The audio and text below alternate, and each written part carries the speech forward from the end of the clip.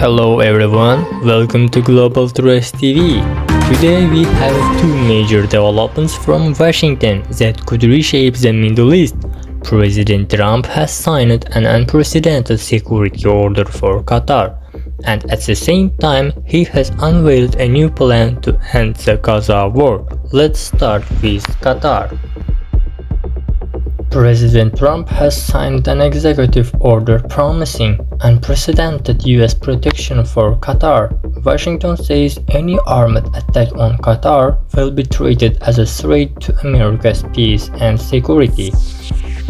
According to the New York Times and Reuters, the U.S. pledged to take all necessary measures, diplomatic, economic, and if necessary, military to defend Qatar's territorial integrity. The order came shortly after Israel's September 9 strike in Doha, which killed several people, including a Qatari security officer. Israel later expressed regret, with U.S. mediation restoring contact between the two sides. Qatar hosts Al Udeid Air Base, one of the largest U.S. military facilities in the Middle East. No Arab country has ever received such explicit U.S. guarantees before, making this step historic. However, it's important to note this is an executive order, not a treaty. That means it doesn't carry the same binding force and could be reversed by future administrations. Still, the diplomatic message is clear: Washington is standing firmly with Qatar. In a meeting with Israeli Prime Minister Benjamin Netanyahu, Trump announced what he called a historic plan to end the war in Gaza.